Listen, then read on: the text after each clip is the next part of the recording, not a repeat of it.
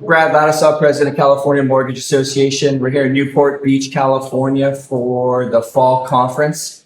As mentioned earlier, the goal here is to highlight some of our members, the attorneys that attend these conferences. They bring so much value to the industry, and I think the joke we have talking to attorneys, no one needs an attorney till they need an attorney. But I think the importance is to be proactive with your attorney network to kind of spearhead some things, eliminate some bottlenecks or some pain points that will be coming down the pipe 2, 3, 5 years down the road that you may not even think about as a lender. So I have Steve Ernest with me here today with Geraci LLP. Steve, you mind introducing yourself a little bit, introduce the law firm, the specialty that you focus in? I'm happy to. My name's Steve Ernest, and I'm one of the partners at Geraci. I'm also the director of the Litigation and Bankruptcy Group. Firm-wide, we have a corporate and securities department, that can form all of the entities and get the clients going from their foundation. Then we have a transactional group, banking and finance, that does all of the loan documents and all of the workouts and documentation that the clients need. And sadly, when things go bad, that's when the folks get in touch with us.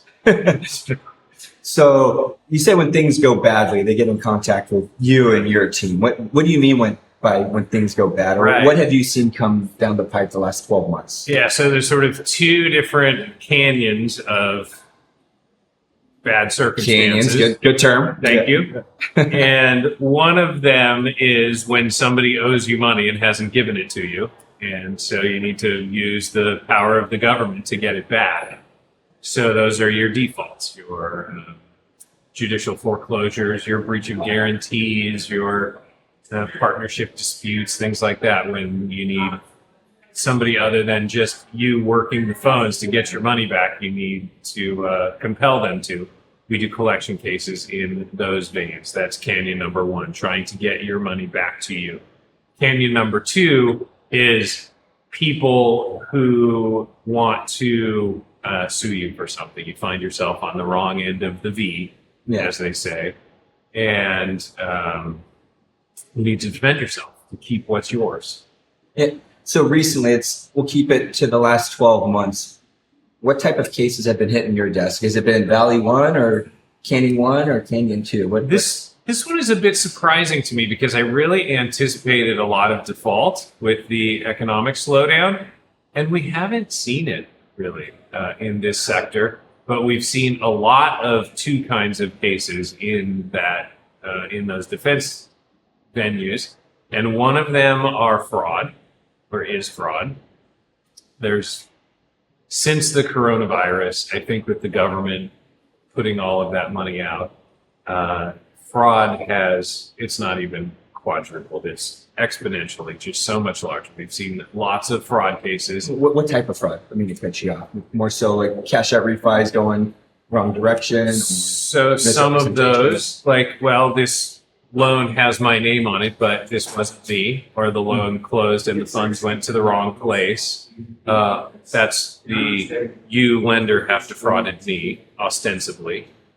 The other kind are the borrowers defrauding the lenders themselves. That's they claimed that this was going to be we're using the loan proceeds to restore the basement. We're going to make it an Airbnb. Well, they didn't really do that. They used the money to pay off their kids' college loans or to redo their kitchen that they're living in. So plenty of borrower fraudulently telling our lender clients what they were going to use the money for. It's almost like they're being coached to kind of get almost the loan approved. I feel like when it comes to that type of situation, I talk to certain lenders like, well, I got my title insurance, I got my certificate of business up purpose and non-owner occ disclosure.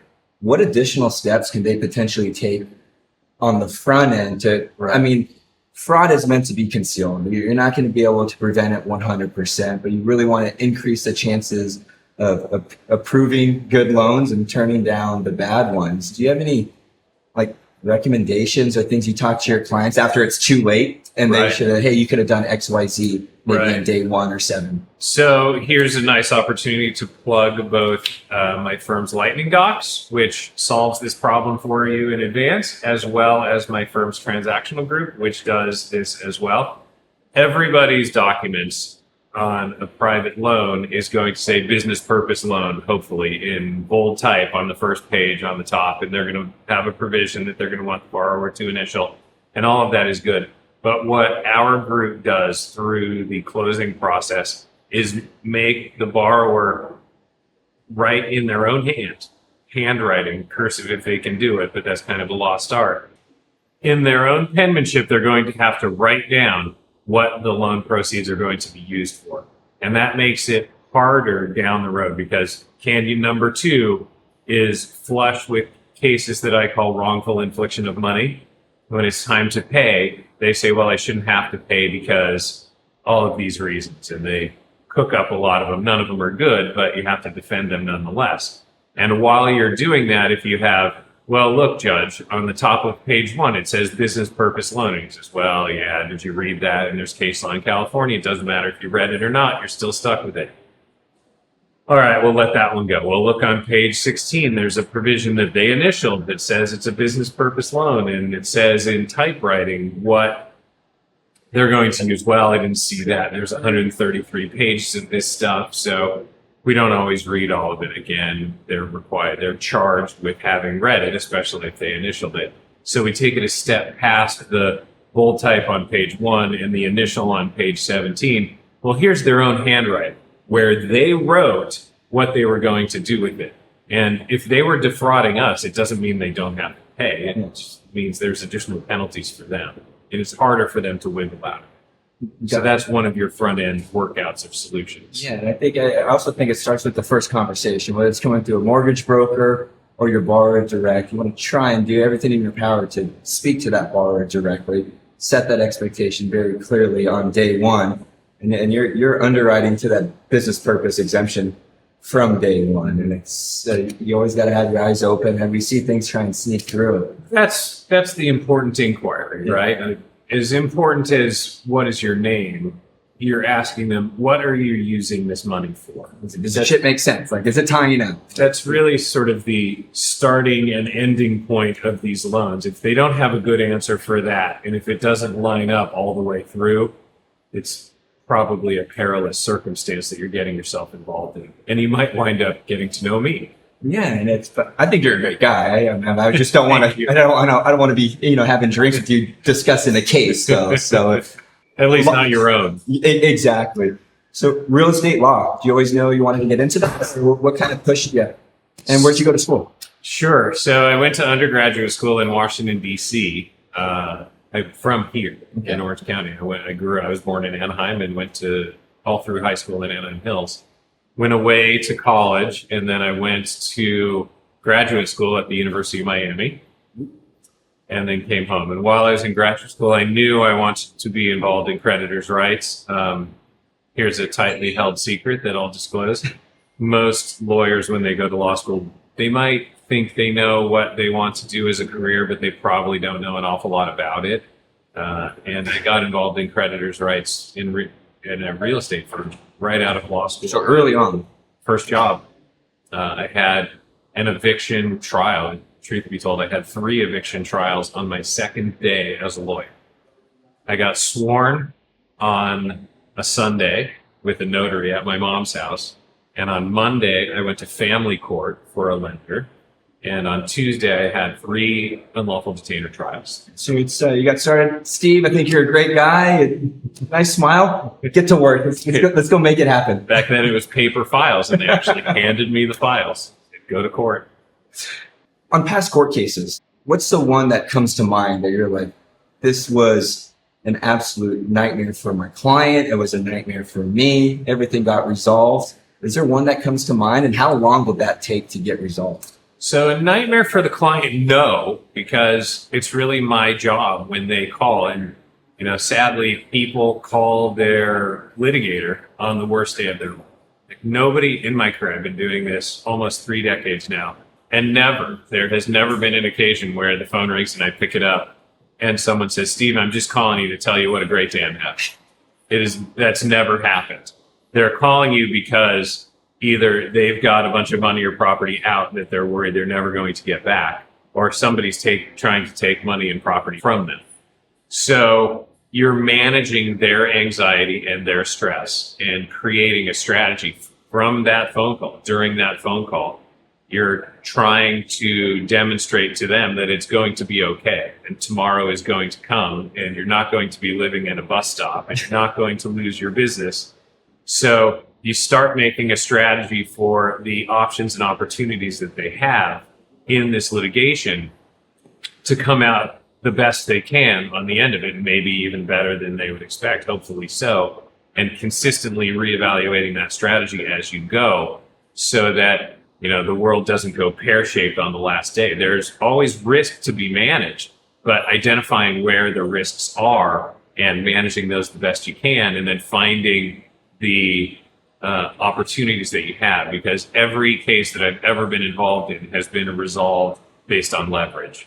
And finding where your leverage points are, finding their wounds and sticking your finger in it, continually twisting it is the job. And I think that kind of want to circle back and just kind of highlight the importance of being proactive with your legal counsel and your attorneys, whether it's on the origination transactional side or just talking shop on potential pitfalls that could happen based on how my loan process is set up. And I think your team does a really good job at kind of highlighting this and sharing it with your clients. And you guys are proactive in yourself and educating your clients. And I think that's great to see. I'm going to do a complete 180 pivot here.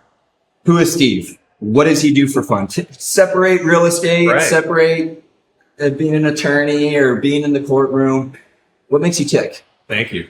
So, like I said, I grew up right here in Orange County, and we're in Newport Beach, and all summer I used to come to 56th Street pretty much every day during the summer. I used to be a runner, and I've got 2 bad knees and 1 bad hip to prove it, so I had to give that up about 7 or 8 years ago. I've been a pretty active sailor since I was a teenager, and I've owned boats for about 20 years, so I race sailboats quite a lot. I've 3 times raced to Hawaii. And last summer, I took my boat and did the race to Hawaii, and my son got to go with me. So it's generational. How old's your son? He is 16. 16. Was that his first time doing that length in the sail? It was his I'm first. sure you don't put him in there cold turkey. Well, not cold turkey, but there's not a lot of ways to practice to race 2,300 miles to Hawaii. So we did the Cabo race in the spring, which was about 700, and he liked that well enough, and so we went to Hawaii. That's great. Going to Hawaii, what's that length time-wise? Well, it's 2,300 miles, so the time it takes depends on the weather and the kind of boat that you're on. So the first time I did it, it was 8 days, 10 hours. The second time, it was double-handed. It was me and one other guy. We're the only ones on the boat. And that took 13 days, 13 hours. This one last year was 11 days, 11 hours. When you tell me you did that trip, I just immediately think of the Kevin Costner movie Waterworld, where you're just kind of out, not seeing anything. So that Waterworld boat is a real boat. And after they made that movie, they sold the boat to a guy who raced it pretty actively right here on the coast. It was fast. Real. Well, Steve, appreciate you sitting down with me today. Thank you for your time. And then, of course, everything that you do for your clients. It's invaluable wealth of knowledge that you guys bring to the table. So thank you for sitting down. Thank you. And it's our great privilege to speak.